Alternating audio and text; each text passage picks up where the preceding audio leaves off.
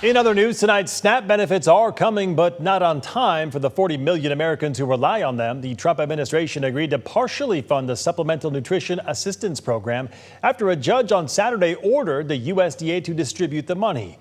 Despite the ruling, the Department of Agriculture confirms distributing those funds could be held up by as much as 2 weeks. Analysts say roughly 18% of low-income households will be directly impacted, and most will be children. Nationally, kids make up 40% of those who rely on SNAP benefits. About 20% are older adults.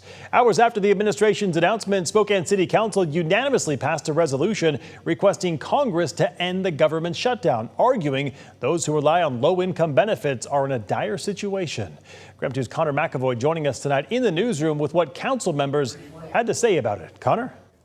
Well, tonight's vote was all about sending a message on behalf of the people who live in Spokane and rely on SNAP benefits to get by. They want Congress to step up and end the shutdown. Now, the resolution calls for the federal government to end the shutdown in response to the millions nationwide, including in the city of Spokane, who rely on low-income benefits. It also calls for the city and community members to figure out how to fill the gaps in need for food assistance as the situation persists. Spokane City Council President Betsy Wilkerson spoke before the vote, saying the role of city government is to be a voice for its struggling population, and by voting for this resolution, they're doing just that.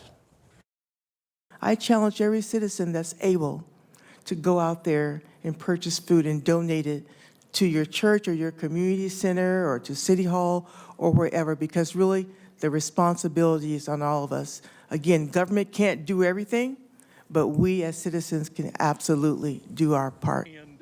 The ordinance also cites the Spokane Comprehensive Plan, which calls for the city to ensure its citizens have food access. This is the second longest government shutdown in United States history. If it continues through Wednesday, it will be the longest. Connor McAvoy, KREM 2 News.